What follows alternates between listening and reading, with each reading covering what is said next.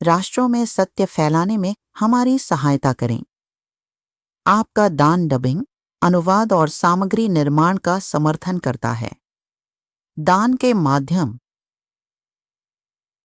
अब आइए हम परमेश्वर के वचन को पढ़ें। भजन संहिता अध्याय 51। पाप क्षमा के लिए प्रार्थना। प्रधान बजाने वाले के लिए दाऊद का भजन। जब नातान नबी उसके पास आया, क्योंकि वह बत्शेबा के पास गया था। हे परमेश्वर, अपनी करुणा के अनुसार मुझ पर अनुग्रह कर। अपनी बड़ी दया के अनुसार मेरे अपराधों को मिटा दे। मुझे भली भांति धोकर मेरा अधर्म दूर कर और मेरा पाप छुड़ाकर मुझे शुद्ध कर। मैं तो अपने अपराधों को जानता हूँ और मेरा पाप निरंतर मेरी दृष्टि में रहता है।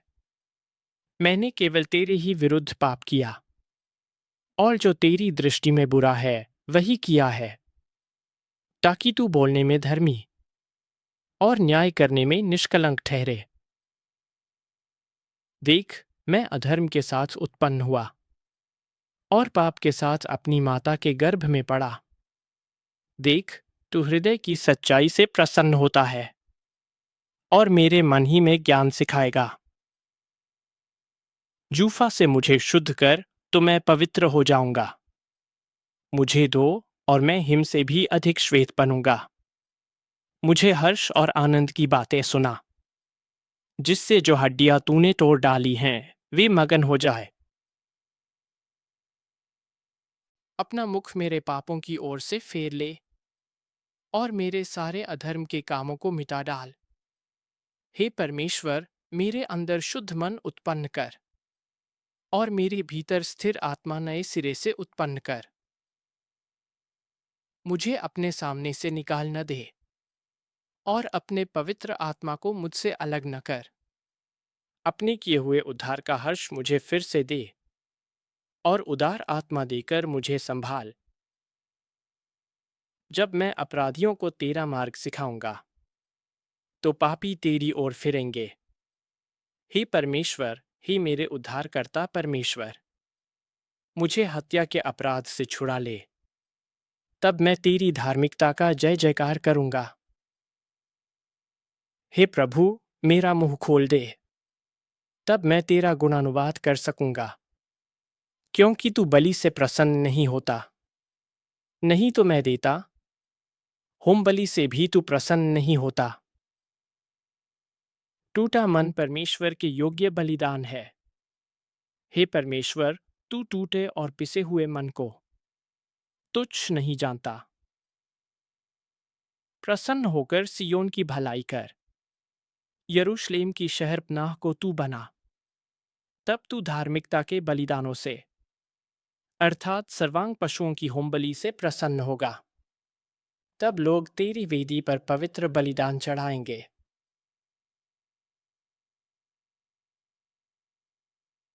पहला यूहन्ना अध्याय 3। देखो, पिता ने हमसे कैसा प्रेम किया है कि हम परमेश्वर की संतान कहलाए, और हम हैं भी। इस कारण संसार हमें नहीं जानता, क्योंकि उसने उसे भी नहीं जाना। हे प्रियों, अब हम परमेश्वर की संतान हैं, और अब तक यह प्रकट नहीं हुआ कि हम क्या कुछ होंगे। इतना जानते हैं कि जब यीशु मसीह प्रकट होगा तो हम भी उसके समान होंगे, क्योंकि हम उसको वैसा ही देखेंगे जैसा वह है। और जो कोई उस पर यह आशा रखता है, वह अपने आप को वैसा ही पवित्र करता है जैसा वह पवित्र है। जो कोई पाप करता है, वह व्यवस्था का विरोध करता है, और पाप तो व्यवस्था का विरोध है। और तुम जानते हो कि यीशु मसीह इसलिए प्रकट हुआ कि पापों को हर ले जाए, और उसमें कोई पाप नहीं। जो कोई उसमें बना रहता है, वह पाप नहीं करता। जो कोई पाप करता है, उसने न तो उसे देखा है और न उसको जाना है। प्रिय बालकों, किसी के भरमाने में न आना। जो धार्मिकता का काम करता है वही उसके समान धर्मी है। जो कोई पाप करता है वह शैतान की ओर से है, क्योंकि शैतान आरंभ ही से पाप करता आया है। परमेश्वर का पुत्र इसलिए प्रकट हुआ कि शैतान के कामों को नाश करे। जो कोई परमेश्वर से जन्मा है वह पाप नहीं करता, क्योंकि उसका बीज उसमें बना रहता है, और वह पाप कर ही नहीं सकता, क्योंकि वह परमेश्वर से जन्मा है। इसी से परमेश्वर की संतान और शैतान की संतान जाने जाते हैं। जो कोई धार्मिकता नहीं करता वह परमेश्वर से नहीं, और न वह जो अपने भाई से प्रेम नहीं रखता। क्योंकि जो समाचार तुमने आरंभ से सुना वह यह है कि हम एक दूसरे से प्रेम रखें, और कैन के समान न बने जो उस दुष्ट से था और जिसने अपने भाई की हत्या की। और उसकी हत्या किस कारण की? इसलिए कि उसके काम बुरे थे और उसके भाई के काम धार्मिक थे। हे भाइयों, यदि संसार तुमसे बैर करता है तो अचंभा न करना। हम जानते हैं कि हम मृत्यु से पार होकर जीवन में पहुंचे हैं, क्योंकि हम भाइयों से प्रेम रखते हैं। जो प्रेम नहीं रखता वह मृत्यु की दशा में रहता है। जो कोई अपने भाई से बैर रखता है वह हत्यारा है, और तुम जानते हो कि किसी हत्यारे में अनंत जीवन नहीं रहता। हमने प्रेम इसी से जाना कि उसने हमारे लिए अपने प्राण दे दिए, और हमें भी भाइयों के लिए प्राण देना चाहिए। पर जिस किसी के पास संसार की संपत्ति हो और वह अपने भाई को जरूरत में देखकर उस पर तरस न खाना चाहे, तो उसमें परमेश्वर का प्रेम कैसे बना रह सकता है? हे मेरे प्रिय बालकों, हम वचन और जीभ ही से नहीं, पर काम और सत्य के द्वारा भी प्रेम करें। इसी से हम जानेंगे कि हम सत्य के हैं, और जिस बात में हमारा मन हमें दोष देगा उस विषय में हम उसके सामने अपने मन को आश्वस्त कर सकेंगे। क्योंकि परमेश्वर हमारे मन से बड़ा है और सब कुछ जानता है। हे प्रियों, यदि हमारा मन हमें दोष न दे तो हमें परमेश्वर के सामने साहस होता है, और जो कुछ हम मांगते हैं वह हमें उससे मिलता है, क्योंकि हम उसकी आज्ञाओं को मानते हैं, और जो उसे भाता है वही करते हैं।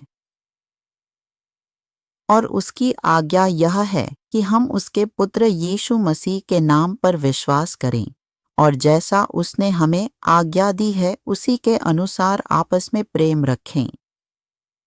और जो परमेश्वर की आज्ञाओं को मानता है वह उसमें और परमेश्वर उनमें बना रहता है, और इसी से अर्थात उस पवित्र आत्मा से जो उसने हमें दिया है हम जानते हैं कि वह हम में बना रहता है।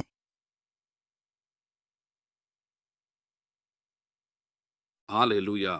भजन अध्याय 51 में भाइयों और बहनों, एक बहुत ही शक्तिशाली सत्य छिपा हुआ है। दाऊद क्यों कहता है, मैं पाप में गर्भित हुआ? पाप में गर्भित, यह किसका पाप है? रोमियो अध्याय 3 कहता है कि सभी मनुष्यों ने पाप किया है और परमेश्वर की महिमा से वंचित हो गए हैं। लेकिन पहला यूहन्ना अध्याय 3 पद 9 कहता है कि जो लोग परमेश्वर से जन्मे हैं वे पाप में जीवन नहीं बिताते। इसलिए यदि हम अब भी पाप में जी रहे हैं तो हमें ईमानदारी से अपने आप को जांचना चाहिए, क्या हम वास्तव में नए जन्मे हैं? मैंने एक बार प्रार्थना सभा में एक अनुभव किया। हम बातचीत कर रहे थे, तभी किसी ने पूछा, क्या आप कहना चाहते हैं पौलुस कि आप अब पाप नहीं करते? मैंने उत्तर दिया, पवित्र शास्त्र कहता है कि जो परमेश्वर से जन्मा है वह पाप में नहीं रहता। यदि तुम लगातार पाप करते रहते हो तो तुम अभी तक नए जन्मे नहीं हो।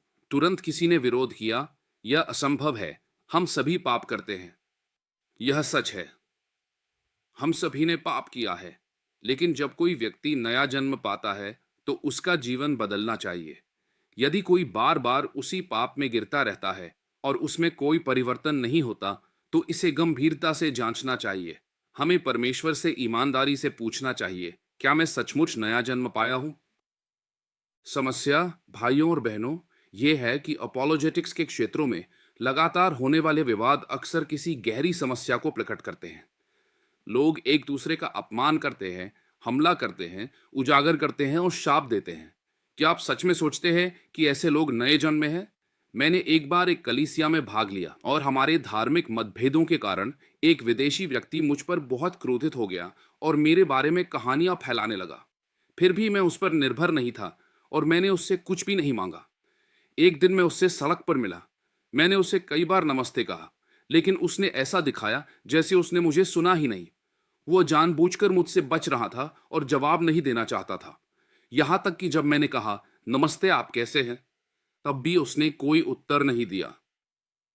मैं कभी ऐसा व्यक्ति नहीं रहा जो शत्रु बनाता हो। यदि कोई मुझे शत्रु मानने का निर्णय लेता है तो वह उसका मामला है। फिर भी मैं प्रेम में बना रह सकता हूं और जब किसी को सहायता की आवश्यकता होती है तो मदद करने के लिए तैयार रहता हूं। यदि कोई भूखा है तो मैं उसे भोजन दूंगा। मैं केवल उन लोगों के प्रति सावधानी बरतता हूं जो स्पष्ट रूप से विश्वासघात करते हैं और दूसरों को भटकाते हैं, क्योंकि यह खतरनाक है।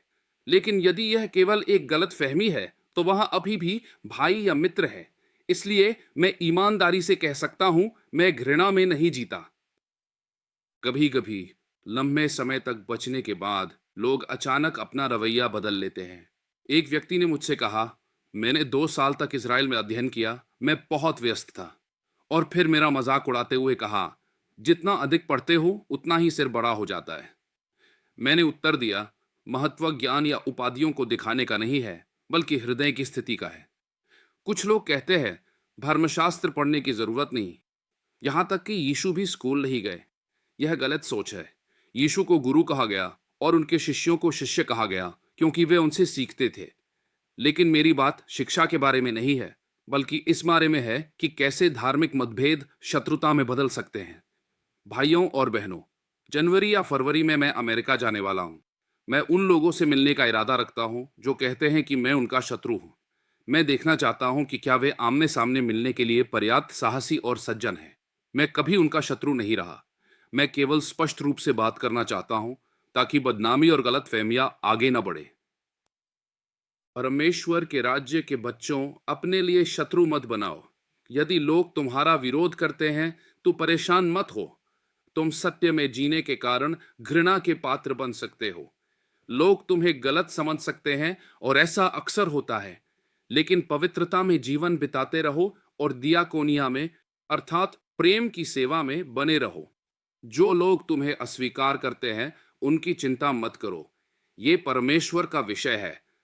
जब लोग मुझसे पूछते हैं, तो क्या तुम अब पाप नहीं करते, मैं उत्तर देता हूं, मैं नया जन्म पाया हूं। इसका अर्थ यह नहीं कि हम कभी गलती नहीं करते, लेकिन जो परमेश्वर से जन्मे हैं वे पाप में जीवन नहीं बिताते। यदि तुम बार बार उसी पाप में गिरते रहते हो तो कुछ गलत है। तुम्हें यीशु के पास आना चाहिए और अपने आप को अंतहीन अपराध बोध से दंडित नहीं करना चाहिए। ध्यान दो, भाइयों और बहनों, अक्सर जो लोग लगातार दूसरों पर आरोप लगाते हैं वे स्वयं उन्हीं पापों में गिर जाते हैं जिनका वे आरोप लगाते हैं। कुछ लोग दूसरों पर अनैतिकता का आरोप लगाते हैं और फिर स्वयं प्रकट हो जाते हैं। कुछ लोग दूसरों पर चढ़ावे चुराने का आरोप लगाते हैं और फिर स्वयं पकड़े जाते हैं। आरोपों से सावधान रहो, क्योंकि वे एक दर्पण बन सकते हैं जो तुम्हारे अपने हृदय को प्रकट करता है।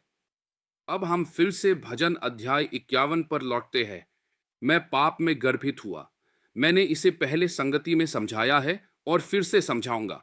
यशाय, दाऊद के पिता के बारे में एक पारंपरिक कथा है और कैसे एक कहानी फैली जिसने दाऊद को अवैध संतान के रूप में प्रस्तुत किया। इस कहानी ने दाऊद के जीवन में घाव और कलंक छोड़ दिया। जब दाऊद बाद में पाप में गिरा, उसने उरिय्याह को मारा और बत्शेबा को गर्भवती किया। तब वे पुराने घाव फिर से उभर आए। दाऊद ने समझा कि जो लोग अपने अतीत से मेल नहीं कर पाए हैं वे पाप में गिरने के लिए अधिक संवेदनशील होते हैं। भाइयों और बहनों, आप में से कौन अब भी अपने अतीत के द्वारा दोषी ठहराया जाता है? कौन अब भी किसी पुराने घटना के कारण अपराध बोध ढो रहा है और महसूस करता है कि उसके जीवन या परिवार को उससे नुकसान हुआ है, जल्दी से मेल कर लो। यीशु ने पहले ही तुम्हें क्षमा कर दिया है। मेल मिलाप का मार्ग स्वीकारोक्ति है। पहला यूहन्ना अध्याय 1 पद 9 कहता है कि यदि हम अपने पापों को स्वीकार करते हैं तो हमें क्षमा मिलती है। इसलिए स्वीकारोक्ति आवश्यक है ताकि हम मेल कर सके और स्वतंत्रता में चल सके। कुछ लोग हर दिन साल दर साल उसी पाप को स्वीकार करते रहते हैं और कुछ भी नहीं बदलता। इसका कारण यह है कि वे वास्तव में परमेश्वर की क्षमा पर भरोसा नहीं करते, बल्कि स्वयं को दंडित करना चुनते हैं। ऐसा नहीं होना चाहिए। पतरस और यहूदा के बीच अंतर को देखो। दोनों गिरे, दोनों ने यीशु को धोखा दिया, लेकिन यहूदा ने स्वयं को दंडित करने का निर्णय लिया, जबकि पतरस प्रभु के पास लौट आया। जब तुम गलत हो तो तुम्हें स्वीकारोक्ति की आवश्यकता है, न कि उस घमंड की जो स्वयं को सही ठहराता है। जीवन में जब तुम यह समझ लेते हो कि तुम गलत मार्ग पर हो, तो तुम्हें केवल रुकना, इसे पहचानना और सही मार्ग पर लौटना होता है। समस्या यह है कि बहुत से लोग जानते हैं कि वे गलत हैं, फिर भी वे स्वयं को सही ठहराने पर अड़े रहते हैं। वहीं से पाप चुपचाप प्रवेश करता है। लेकिन जो परमेश्वर से जन्मे हैं, उनके पास एक नम्र आत्मा होती है, सीखने के लिए तैयार, गढ़े जाने के लिए तैयार, और गलती को पाप बनने से पहले स्वीकार करने में शीघ्र। इसलिए भाइयों और बहनों, निष्कर्ष स्पष्ट है। वो परमेश्वर से जन्मे हैं, वे पाप में जीवन नहीं बिताते। यदि तुम अब भी पाप में जी रहे हो, तो संभव है कि तुम वास्तव में परमेश्वर से जन्मे ना हो, या तुम अभी तक यीशु मसीह के साथ पूरी तरह मेल नहीं कर पाए हो। विश्वास के साथ यीशु के पास आओ। यीशु के लहू पर भरोसा रखो, जो हमें धर्मी ठहराता है। प्रभु यीशु तुम्हें आशीष दें। यदि यह वीडियो आपके दिल को छू गया है, तो कृपया इसे अपने दोस्तों के साथ साझा करें और सदस्यता लें, ताकि हम एक साथ आगे बढ़ सकें। धन्यवाद।